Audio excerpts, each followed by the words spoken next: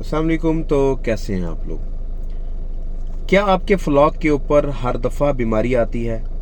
क्या आप कोई भी परिंदा लेके आते हैं और वो घर में आते ही बीमार हो जाता है, या आपकी मुर्गियों ने अंडे कम कर दिए हैं, प्रोडक्शन लो हो रही है, फीड भी कम करती जा रही हैं और आप कोई भी ट्रीटमेंट करते हैं आपका बर्ड दोबारा फिर से बीमार हो जाता है? तो मेरा आपसे सवाल ये होगा, क्या आपने अपने लॉफ्ट को, अपने खुडों को, अपने शेड्स को, ओपन शेड है या कंट्रोल शेड, इसको डिसइंफेक्ट किया है? आप कितनी अच्छी डिसइंफेक्शन करते हैं?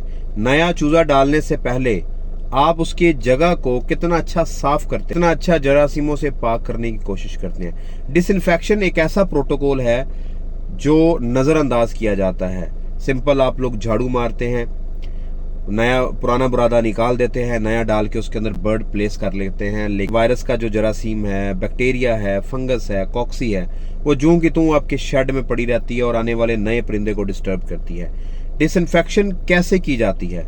डिसइंफेक्शन का बेनिफिट क्या है और क्या आसान तरीका है? मोस्टली लोग डिसइंफेक्शन इस वजह से नहीं करवाते क्योंकि वो महंगी पड़ती है, उसके लिए टीम बुलवाना पड़ती है। लेकिन मैं आपके लिए आने वाली वीडियो के अंदर एक ऐसा तरीका लेके आया हूं जो इंतहाई सस्ता है और इसको बड़े आराम से आप अपने बर्ड्स की डिसइंफेक्शन कर सकते हैं, शेड को साफ कर सकते हैं, बर्ड्स की मौजूदगी में भी, उसके बगैर भी बायोसिक्योरिटी का ख्याल रख सकते हैं। अगर आप जानना चाहते हैं तो चैनल को सब्सक्राइब करें और बेल आइकन को लाजमी दबाइएगा ताकि मेरी जैसे ही ये वीडियो अपलोड हो आप तक इसका नोटिफिकेशन आ जाए। दुआ में याद रखिएगा। अल्लाह हाफिज़।